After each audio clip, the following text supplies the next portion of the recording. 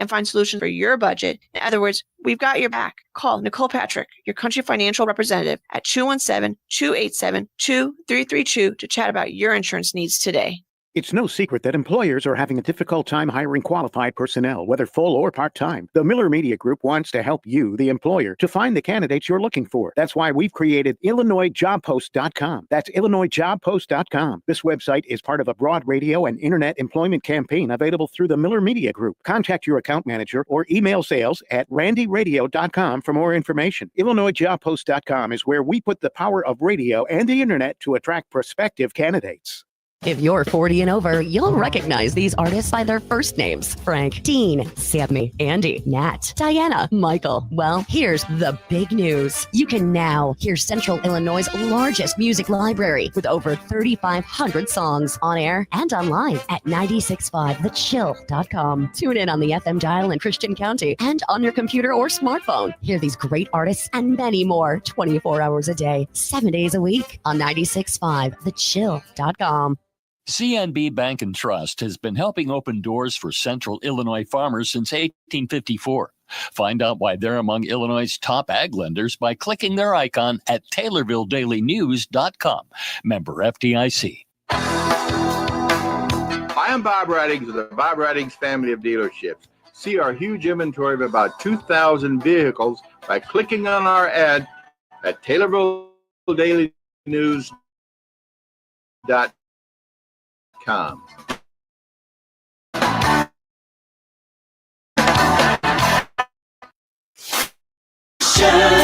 WTIM. You're listening to WTIM, your information station. It's time now for the first segment of it here to start the month of March. It's you Peoples and Trust, where they put people first. Alongside Landmark of Taylorville, my name is Grayson Bauman, and joining me in this segment is Erin Cromit. She is the Programming and Outreach Manager at the Taylorville Public Library. And Erin, how are you doing this morning? I'm doing great. How are you doing this morning? I am doing well, Erin, and thank you for giving us a call this morning and getting started to talk a little bit about the month of March, things that have taken place in the past, just a little bit. And then we also want to focus on the upcoming month as well. But there is a lot to talk about. And Erin, I'd just like to talk about regular programming that you have going. This is my first time getting, so if you kind of me in and then as well, about just some of the regular programming that takes place at the Taylorville Public Library. Sure. So we've got several programs, and we will be adding to that with new programs for regular schedules, and we'll be having some special events. We have our preschool labs, which is the second and fourth Thursday of every month. So this month it'll be on the 13th and the 27th at 11 a.m. in the children's section. And my coworker, Miss Emily, does the most wonderful story times. It's usually a simple craft, a snack, and then a story time. And we've got homeschool hangouts, which I'm in the process of kind of revamping. It was a new program when I started over a year ago, and I'm just trying to, make it even better, make what the people need happen. So what that is that's every second and fourth Monday, and it's in the community room. And I will be planning lessons for all different ages, and those lessons are always optional. Because otherwise you can have fun. They can, they have access to a bunch of educational materials and craft materials. We just got a bunch of new STEM kits that they can go through. And we also, thanks to the Carbondale Public Library, we were donated a 3D printer. So I'm in the process of getting that hooked up for the homeschool hangouts as well. Well, that sounds like a lot of fun in that regard. Yes, that is, again, that's every second and fourth Monday, at 11 a.m. Aside from that, we have our book club, our monthly book club, and that is for adults. That's the last Tuesday of every month. So this month it'll be the 25th at 2, and it's Beartown by Frederick Buckman. Those, if anyone wants to get a copy of the book, you can talk to Miss Emily or anyone on the staff, and they'll get that ordered for you. You get the books in advance, and then there's questions, and they get to get the book. So in terms of regular programming going on, like the preschool lab, homeschool hangouts, and the monthly book club, could you tell me a little bit more about the homeschool hangouts and maybe what your idea for it that you've got coming up, and maybe some of those changes, or maybe a preview of them, if you would? Sure. When I first started, I wasn't quite sure how the program was being held before I got there, and I figured that it was more of a free form type thing. Now I've spoke to several of the moms who come in, and I've just done some research from some other libraries and just some books and different things. And I think that the best solution is to have pre-planned, involved, detailed lessons each time, and I would like to, post them so that people know what lessons are before they come. Post them well in advance, and just really educational but fun. STEM or STEAM, that's like STEM with art in it. They want to play Legos. They want to just, social other homeschool kids, or they just want me to be there for any reason to help with the kids, or just like I said, to socialize and to have a moment of fellowship together. And that's what my goal is. Well, I love to hear that too, because also, now that you got the 3D printer on the way, or even maybe already there, now you've got another opportunity there as well to keep kids aged, and also being that they're home, that moment of sensing in a place where other like-minded or other kids of the same background also get a chance to hang out. So I love to hear about that, and I appreciate you expanding on that. And for some special events, kind of talking about those, and I know you told me a little bit about a gardening class that had taken place, but we have some coming up. What can you tell me about those gardening classes that you have? Sure. Well, we had Miranda Smith she's founder of the community garden, Emerald Gardens in Awanaco. I volunteered there, and it's just beautiful. There's so much potential, especially I'm going to help, different volunteers are going to help make part of the land into like a little children's forest area where we have the potential to have programming out on the land as well. But until then, she's been coming to the library doing really wonderful classes. She's super detailed, she's very knowledgeable, but she puts it in a way that gardeners of all levels can understand. So it's really helpful. Although she's just been wonderful, and we're going to have more of those in the future too. And then the children's forest, you said that was at Emerald Gardens in Awanaco? Yes, sir. Emerald Gardens in Awanaco. Yes, and people can volunteer to help. You can contact her, or there's information on our website and on our Facebook. But she's really an integral part of the community. She does things for, they donate stuff to the food pantry. They do, I think, dinner seasons with love. They're all involved in all kinds of good things in the community, and we love to have them at the library. I'm sure. And I think it's super important too, that they're kind of focusing on gardeners of all levels. As you mentioned, if you're a starter or a beginner, then you don't have to feel like you're left behind with some more advanced things. So I think that's great to hear. And I'm excited to see what you guys are able to do at the Children's Forest then, as well as we get into the summer months, thank goodness. And with that, you had a seed library, or that is the thing that you have at the Taylorville Public Library. Can you tell me about the seed library and kind of break it down to its basics for me as somebody who is just learning about it? Sure. Well, we're very ambitious. Everybody is really into this idea, but it's turned out to be a lot more work than we realized.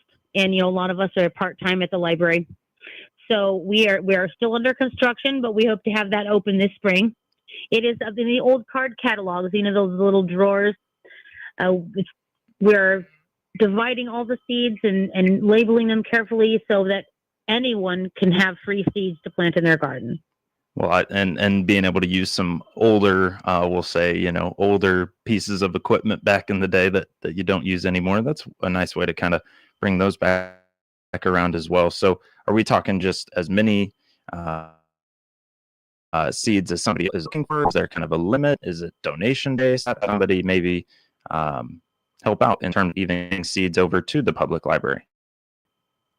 They are donation based, and we have a lot already, but anyone who wants to donate, we're definitely accepting any donations. We just hope that they, are cared for the right way, that there's no fungus or things like that. And there will be no limit just so we have enough for everybody. Sure. It is free, but we've already got so many seeds. We've already got a great library started, so we'll be up and running pretty soon. Well, I love to hear it, because now we're talking gardening classes, and then we're also able to provide you what you need in terms of if you are looking to start your own garden or seedlings, whatever the case may be. And so that sounds like a great deal going on there at the Taylorville Public Library. Right now, we're talking with Program and Outreach Manager Aaron Cromit here on the morning show. Aaron, we'll come back around in just a moment, and we do want to thank sponsors like People's Bank and Trust and Landmark of Taylorville for helping bring this morning show to you each and every weekday morning. You're listening to WTIM, your information station. Right back around to talk more about the Taylorville Library. Your information station, WTIM. Kate Hames here from PS Printing in Taylorville with some exciting news. Printing business moved to new or former milling building at 405 West Main Drive. You'll get personal service come to know from PS since 1970. Space. Look forward to providing complete printing services online at psprinting.com. Find out all the great things happening in the Pana area on the WTIM Pana Morning Show, Tuesdays from 8:40 till 10. You'll hear interviews with Pana area community, nonprofit, and business leaders each week. The WTIM Pana Morning Show is brought to you by these sponsors. Our title sponsor, People's Bank and Trust, where they put people first, along with Pizza Man, Noren's Hardware, Your Pana Save-A-Lot, Whiskey Bill's Saloon and Liquor Emporium, and Locked and Loaded Limited. Chip Flory here, inviting you to join the conversation as we tackle the current issues of agriculture every weekday morning at 10:06 on the Talk of Central Illinois, News Talk WTIM. I host AgriTalk, the nation's longest-running interview show dedicated to discussing agriculture issues with the newsmakers and include you in the conversation via our toll-free number. We're here weekdays mornings at 10:06. We are AgriTalk. I'm Will Perkins, President and CEO of the Taylorville Community Credit Union. TCCU is proud to be the exclusive sponsor of the Miller Media Group Community Spotlight, allowing a different nonprofit organization to be highlighted on WTIM, WMKR, and WRAN each month. Hi, I'm Bill Lasali, President of the Taylorville Kiwanis Club. For 70 years, we have been a vital organization in Taylorville, focusing on the needs of local children. Kiwanis gives back through programs like Coats for Kids, scholarships, Toys for Tots, and the Taylorville Junior High Loaded Book Bag Program. We also work with local youth through Key Club, Builders Club, and the Christian County CEO. To anyone wanting to make a difference, weekly meetings are held on Tuesdays at noon at the Moose Lodge in Taylorville. We'd love to see you there. This is Cammie Payne, General Manager of the Miller Media Group. We, along with TCCU, are proud to bring you the Community Spotlight each month. TCCU is proud to be the exclusive sponsor of the Miller Media Group Community Spotlight. Come join us. You'll wonder why you waited. Member NCUA. Christian County restaurants, listen up. Find out details on the new food code by attending the Christian County Health Department Food Workshop at the U of I Extension Office April 9th. Get details by clicking the CCHD icon at TaylorvilleDailyNews.com. Here's Dr. Pavi Gill from Springfield Clinic, Taylorville. Lifestyle medicine is about motivating you to improve your quality of life by changing habits and behaviors. Find out more by clicking Dr. Gill's icon at TaylorvilleDailyNews.com. WTIM.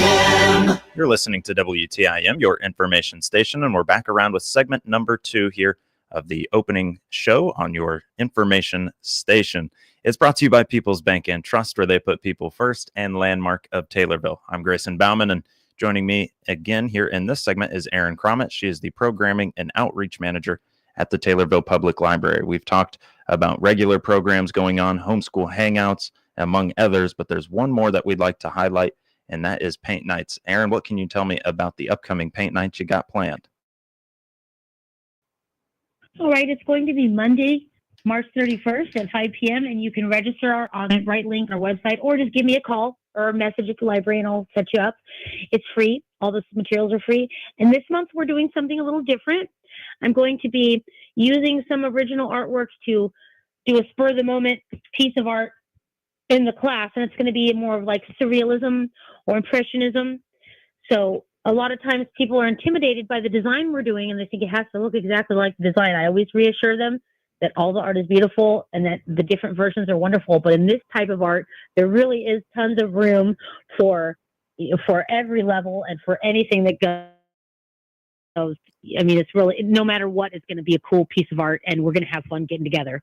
I was going to say, I mean, art is in the eye of the beholder, however you want to look at it there. I mean, it's what you instill on that piece. So I think that'll give a nice opportunity. And I'm sure that some impressionism, some surrealism, you might be able to do a little bit of learning there as well when it comes to the painting. So when will that be coming up one more time for us? That's going to be Monday, March 31st at 5 p.m. And yeah, exactly. It's an opportunity to really push our imagination and just kind of let our minds have fun. Absolutely.